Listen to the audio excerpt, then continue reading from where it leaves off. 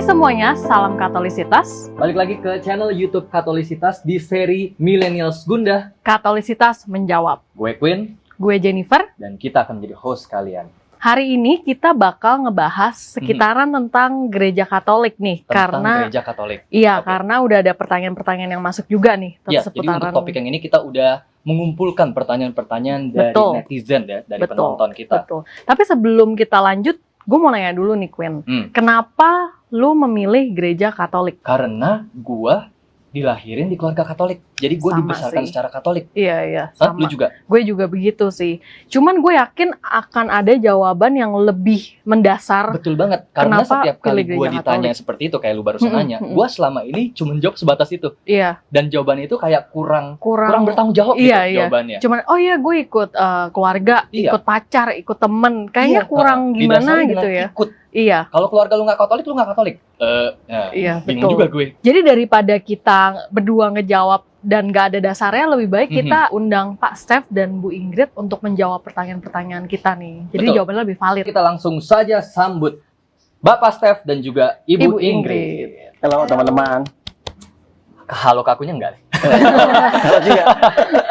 Oke, jadi kita udah ngumpulin nih pertanyaan-pertanyaan ya Oke. dari teman-teman kita, dari penonton seputar tentang kenapa sih gereja Katolik? Why Katolik? Gereja Katolik. Ya, tadi dalam pembicaraan awal kan orang kadang masuk ke gereja Katolik karena memang dilahirkan di dalam keluarga Katolik. Kayak Betul. aku. Kayak Kayak kamu kita, juga kayak Jen kita. misalkan. Dibaptis dari bayi. Iya, dibaptis Nggak dari ngerti bayi. apa-apa, Atau kadang dibaptis. ikut teman atau ikut pacar, Iya. Iya. mau married, kemudian jadi masuk ke gereja Katolik. Ya. Betul. Tetapi pada akhirnya orang harus menemukan alasan yang lebih mendasar. Mm-mm. Kenapa? Karena alasan cuma ikut-ikutan itu nggak cukup kuat. Mm-mm. Ya, oleh karena itu setiap orang harus mempelajari dengan sungguh-sungguh alasan di balik itu. Kalau ditanya kenapa sih kita masuk di dalam gereja Katolik, alasan yang paling mendasar adalah karena Kristus mendirikan gereja Katolik. Dan hal ini disebutkan di dalam Matius 16 sampai 19, Mm-mm. ketika Yesus sendiri berkata kepada Petrus, engkau Petrus, dan di atas batu karang ini aku akan mendirikan gerejaku. Mm-mm. Dan alam maut tidak akan menguasainya. Mm. Nah, dengan kata lain adalah gereja ini sebetulnya satu pemberian dari Kristus. Orang tidak bisa mendirikan gereja. Yang bisa mendirikan gereja adalah Kristus. Karena Kristus sudah mendirikan gereja dan gerejanya itu adalah gereja Katolik, maka kita harus bisa hanya dapat menerimanya dengan rasa syukur.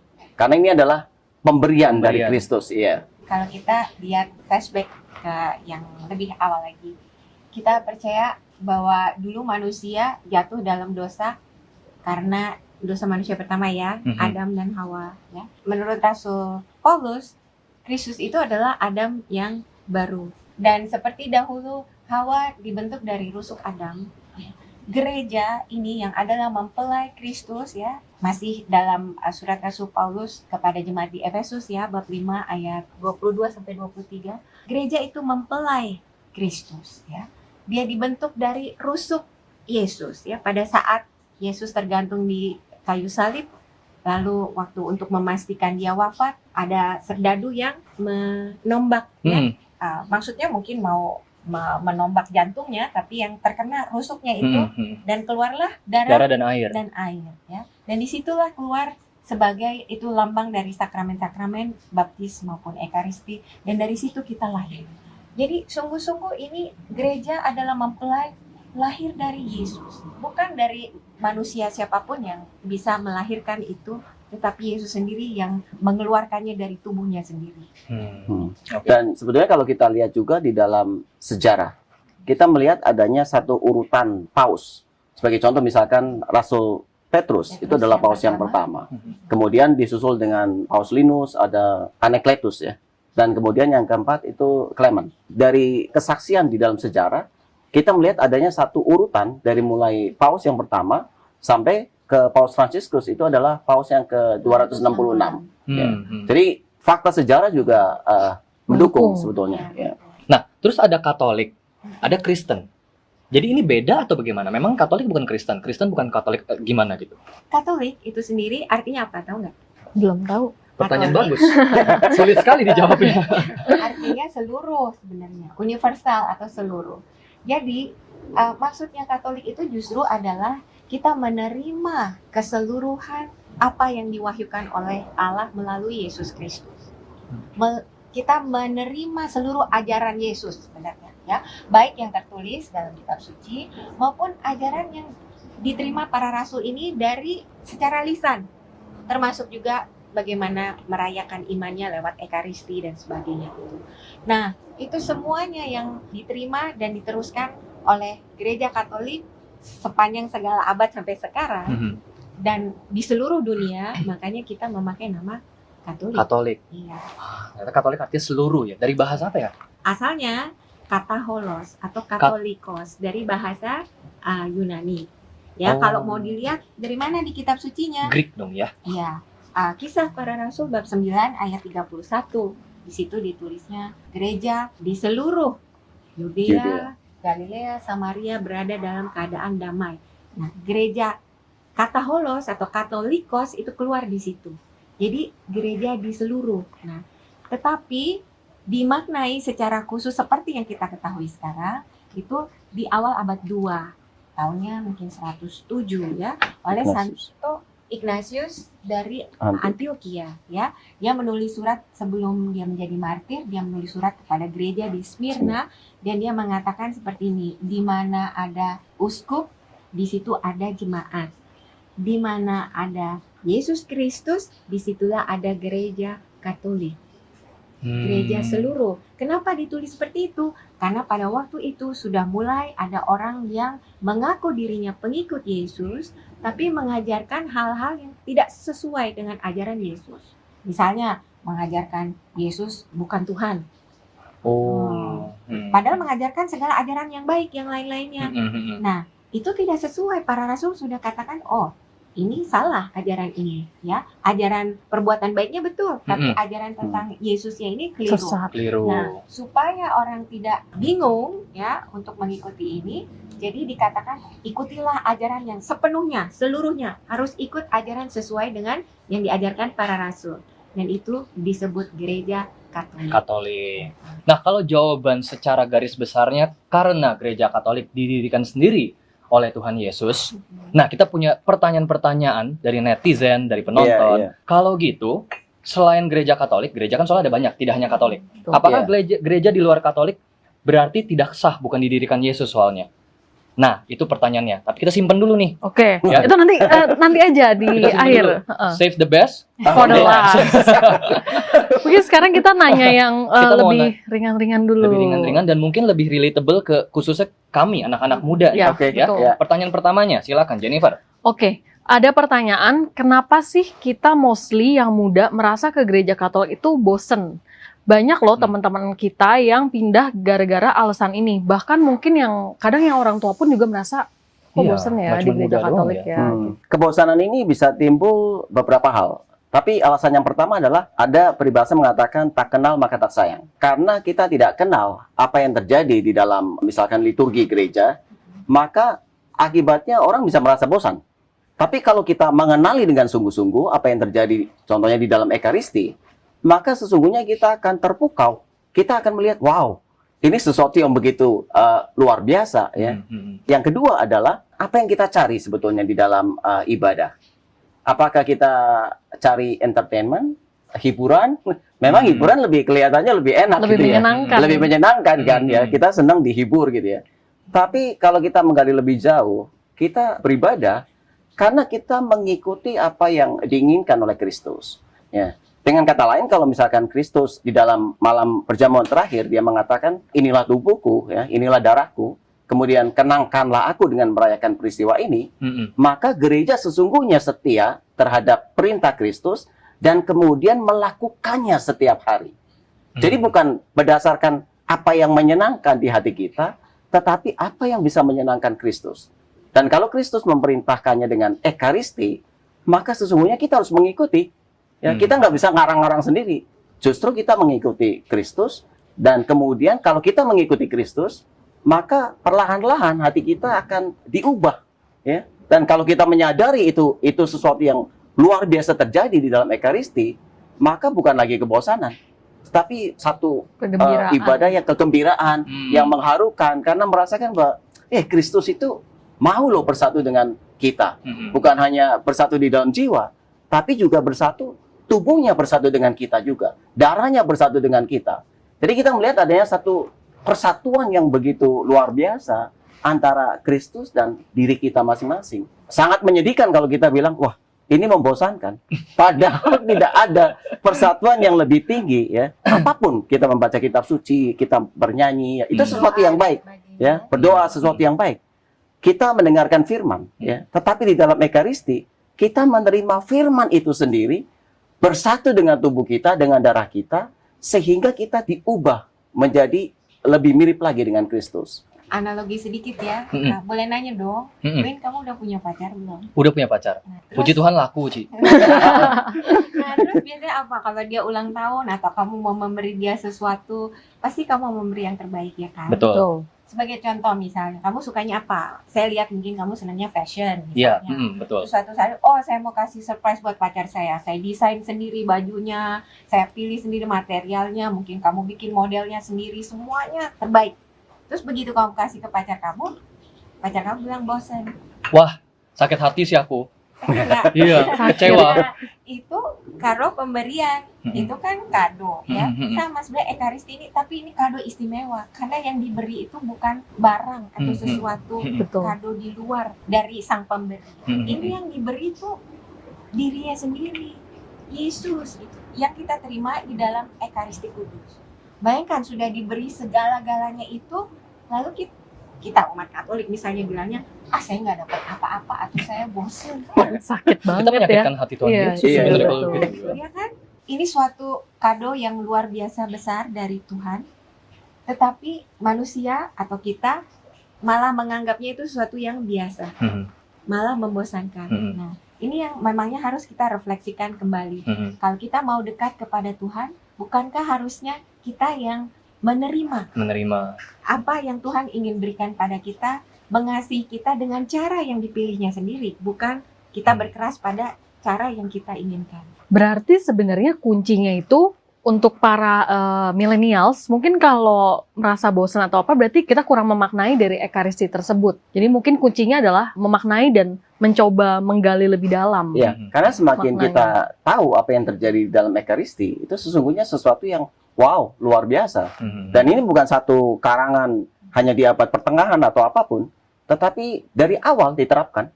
Ya, sama seperti kita lihat di dalam Kisah Para Rasul 2 ayat 42, di situ dikatakan bahwa jemaat perdana itu mereka berkumpul setiap hari.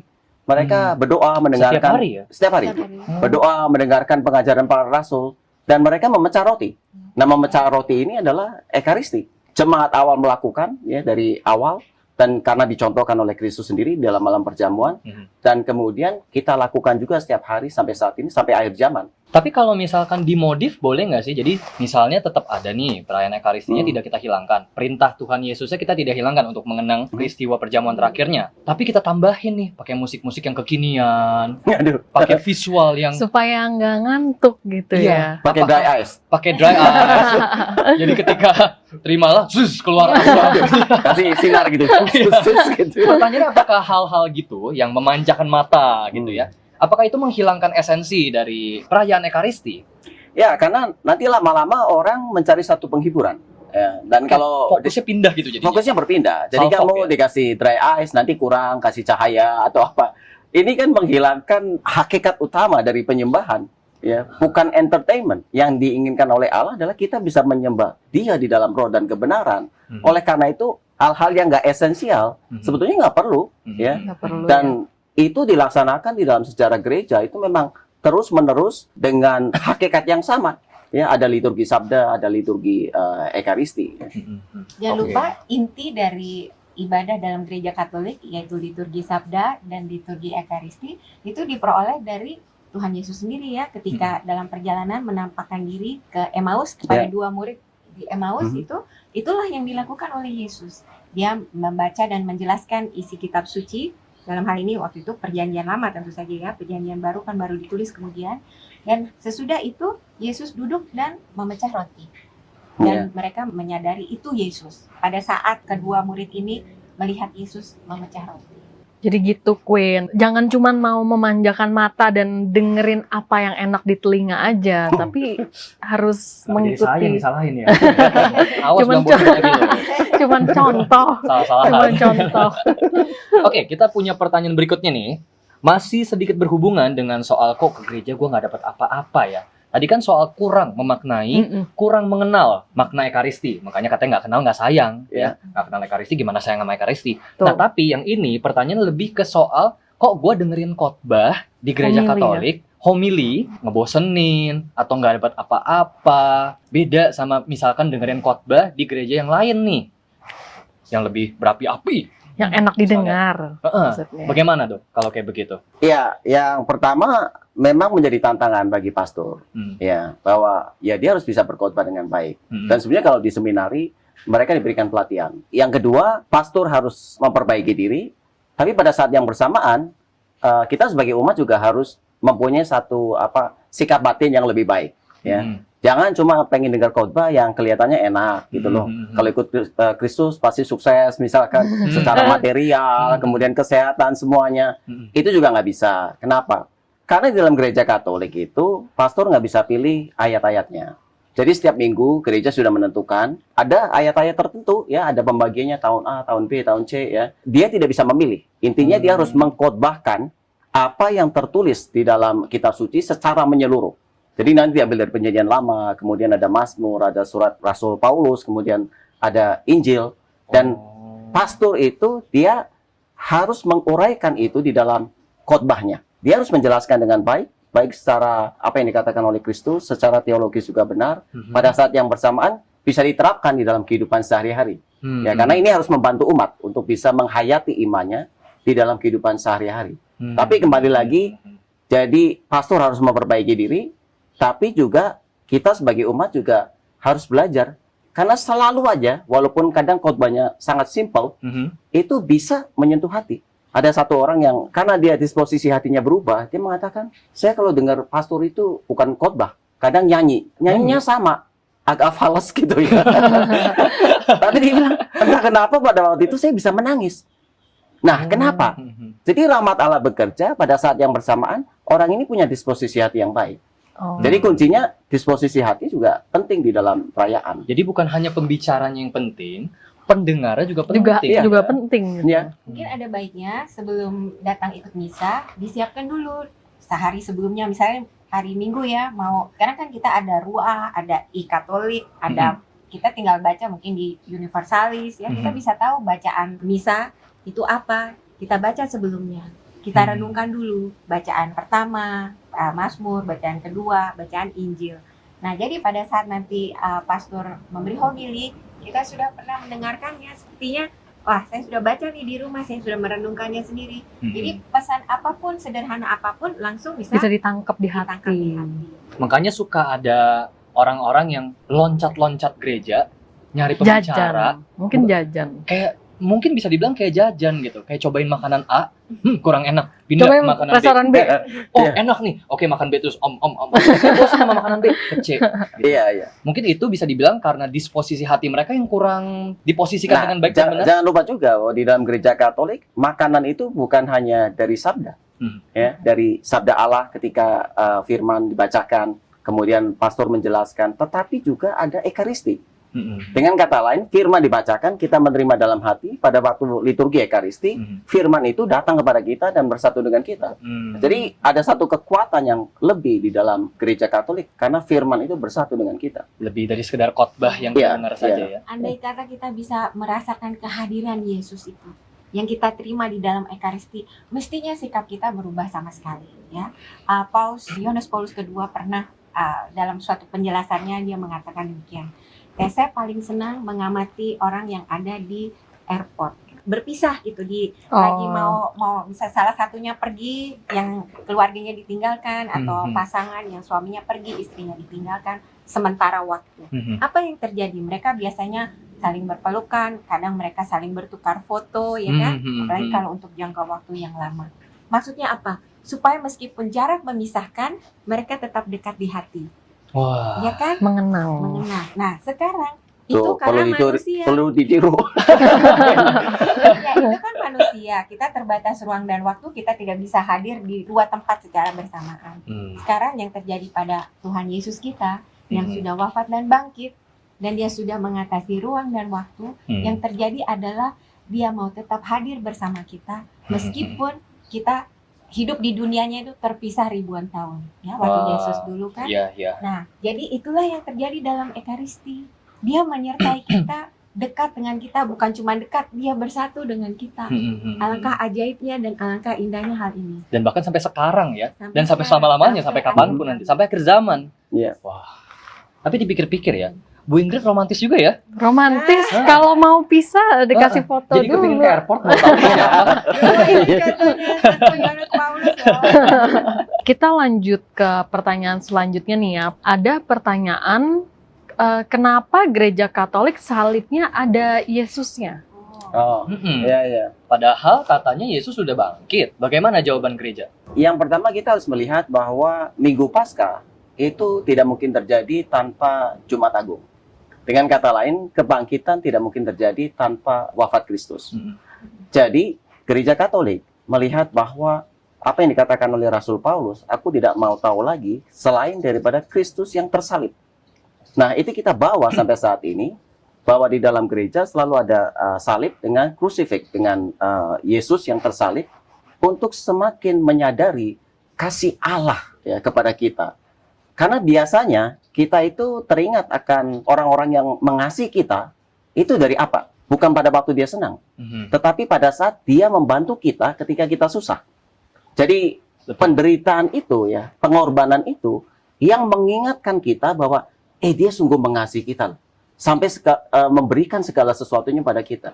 Nah, Yesus memberikan dirinya dengan kurban salibnya. Tanda apa? Tanda mengasihi kita. Pada saat yang bersamaan, ada tanda yang lain adalah karena dosa-dosa kita. Jadi salib membuka satu kenyataan bahwa kita berdosa, ya, sehingga perlu diselamatkan oleh Allah dengan cara apa? Dengan kematiannya. Ya, jadi salib mempunyai arti yang besar sekali, ya, sehingga gereja Katolik tetap mempunyai satu salib dengan krusifik. Ya, agak nyambung ya dari perkataan Rasul Paulus yang mengatakan orang Yahudi meminta tanda, orang Yunani meminta hikmat. Tetapi kami memberitakan Yesus Kristus yang disalibkan. Karena itu adalah hikmat Allah, hikmat dan kekuatan Allah. Itu apa? 1 Korintus 1 ayat 23, tidak salah. Terus nyambung yang tadi dia katakan. 1 Korintus 2 ayat 2 katakan, saya memilih untuk tidak mengetahui apapun di antara kamu selain daripada Yesus Kristus yang dia yang disalibkan. Berarti salib dengan ada Yesusnya itu inti pewartaan iman Kristiani. Kita tidak bisa hanya mengambil pokoknya dia sudah bangkit seolah-olah melupakan apa yang terjadi sebelumnya, ya. Karena bangkitnya itu hanya terjadi karena dia menebus dosa-dosa kita. Dan kalau kita lihat di kitab suci ini yang setebal ini, ini lebih banyak perjanjian lamanya kan, Betul. hampir 2/3 mungkin ini perjanjian lama semua. Dan kalau kita baca ini isinya banyak sekali tentang kurban kan. Iya. Nah, Yesuslah yang menjadi puncak dari kurban yang sempurna itu. Dan tidak mungkin kurban yang sempurna itu malah tiba-tiba kita tiadakan gitu, seolah-olah itu kurang penting dibandingkan dengan kebangkitannya. Iya betul, iman kita ada karena kita percaya kebangkitan, tetapi kebangkitan itu terjadi karena pengorbanan Karena Kristus. ada pengorbanannya. Ya, sebagai puncak dari segala kurban yang telah dibuatkan selama perjanjian lama. Ternyata jawabannya sangat mendalam. Ternyata jawabannya tidak sesimpel itu. Yang ya bukan cuman kenapa ada, kenapa enggak, ya pengen aja gitu ada. Ternyata ada maknanya. Iya. Pengen aja ada. Pengen aja. Jadi bagus aja kalau ada kosong jelek. Oke, sekarang kita masuk ke pertanyaan hot. Oke. Nah, pertanyaan masuknya nih. Soalnya dari Yang tadi udah kan disimpan nih. yang udah kita simpen nih. Ini telur. Waduh. Ya, karena kalau aku makan telur disisain dulu. Oh. Part terenaknya. Apakah di luar gereja Katolik yang katanya didirikan Tuhan Yesus nih menurut Alkitab itu tidak sah? Kita tahu bahwa gereja Katolik pernah, bahkan ada problem dan skandal-skandalnya juga. Nah, kenapa gereja yang didirikan oleh Tuhan Yesus sendiri masih memiliki hal-hal tersebut?